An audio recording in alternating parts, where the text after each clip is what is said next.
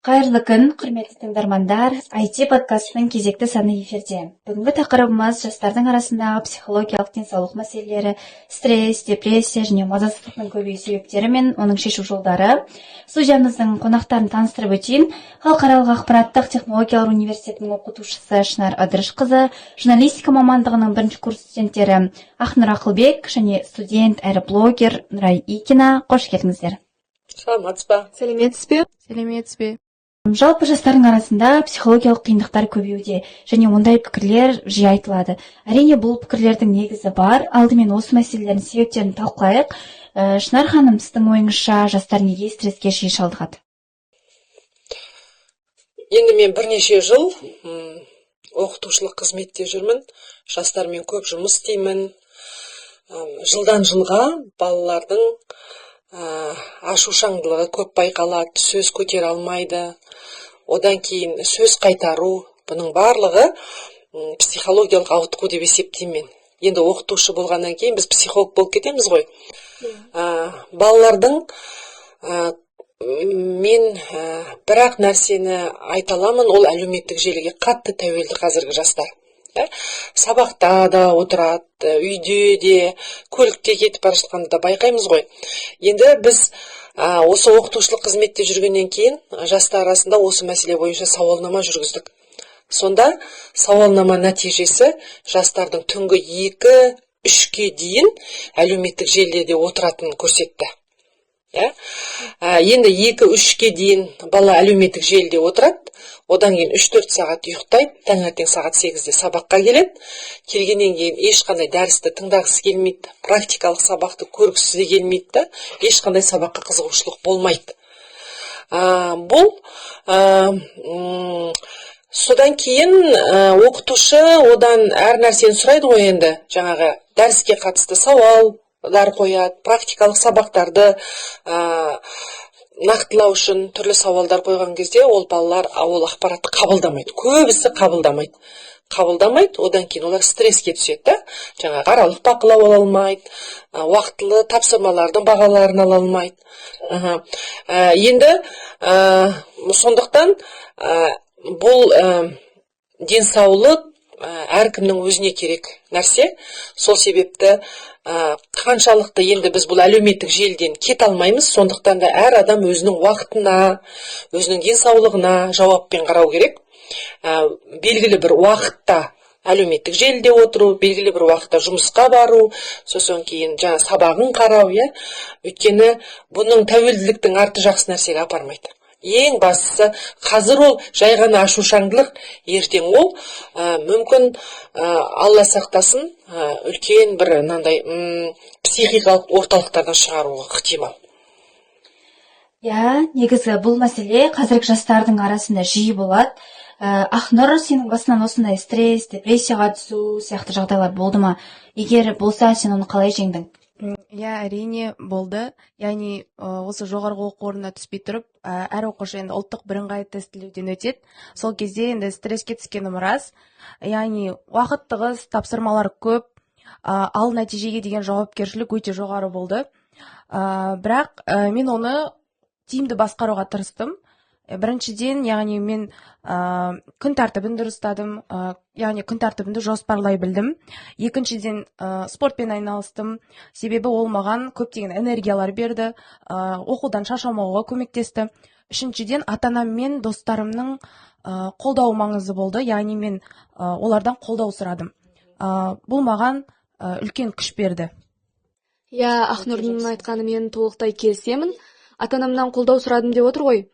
Ата-ананың әрбір жылы сөзі бала үшін үлкен мотивация. ұбт өмірдің соңы емес.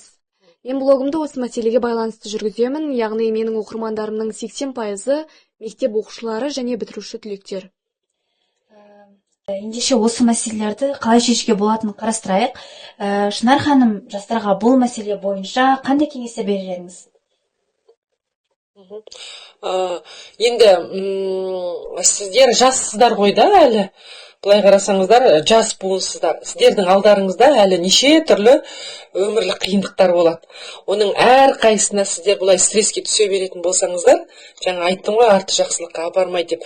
Сондықтан да кез келген шешілмейтін проблема жоқ қой негізі. оны ақылдылықпен, біліммен, жаңағы достарыңыздың, ата-аналарыңыздың көмегімен не болмаса, тіпті болмаса түрлі қазір бағыттағы мамандар бар ғой, жаңағы психологқа бару, не болмаса неше түрлі жаңағы репетиторлар да, басқа да мектептің мұғалімдері сізге көмек беруі мүмкін, мектептегі тәлімгерлер бар, сол кісілерден ақыл кеңес сұрау керек, бірақ барлығын бір уайым қайғымен көтерудің қажеті жоқ деп ойлаймын. Кеңесіңізге рахмет. Нұрай, сен блогер ретінде өзің аудиторияңа қандай кеңес беретін едің?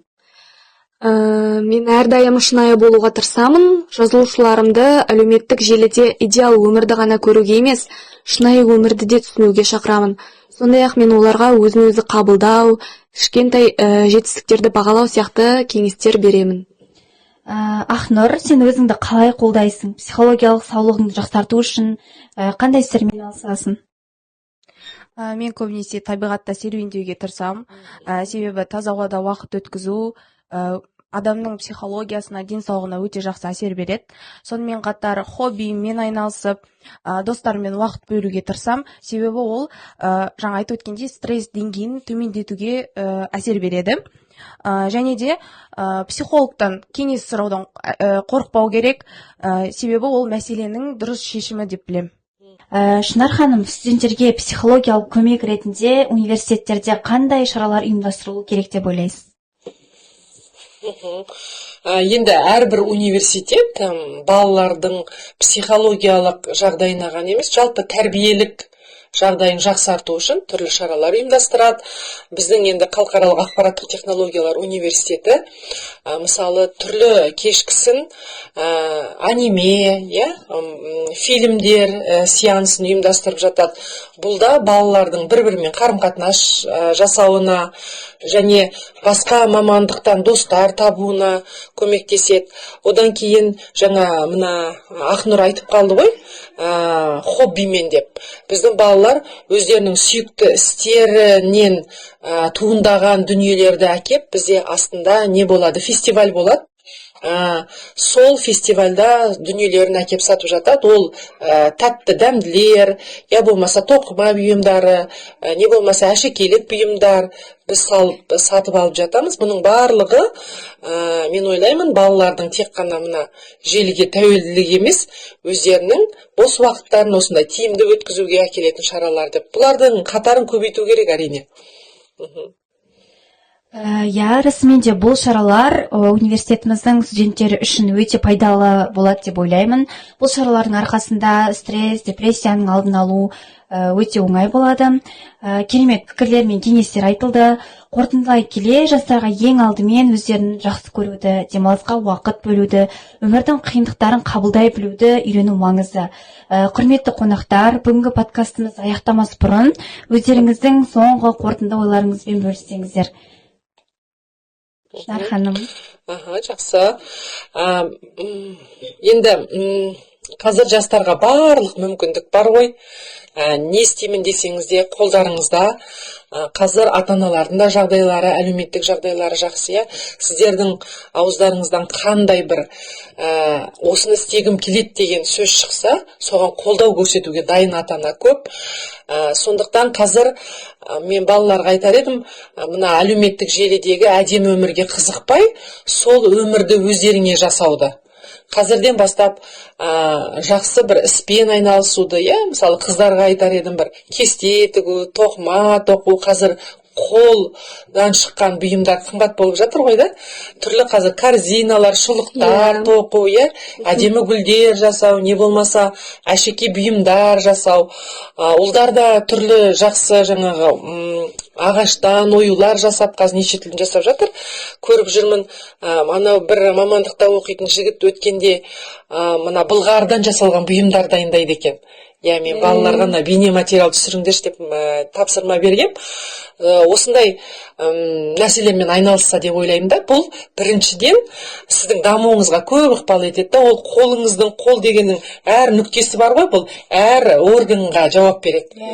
Сонда сіздің басыңызда күшті жұмыс істейді, мойныңыз, өкпеңіз, бауырыңыз, жүрегіңіз деген дейді. Сондықтан сондай істермен көбірек айналысса деп ойлаймын. Жастар соған мән берсе. Қорытындылай келе, менің айтарым, шынайы болыңыз, өзіңізге артық қысым жасамаңыз. Әр күн сіздің өміріңіздегі жаңа мүмкіндік. Және де айтып өтсек, өз армандарыңыз үшін күресіңіз, өзіңізге сеніңіз ең бастысы, және кез келген қиындықты жеңуге болады деп ойлаймын. Студиямызға келгендеріңіз үшін алғыс білдіреміз.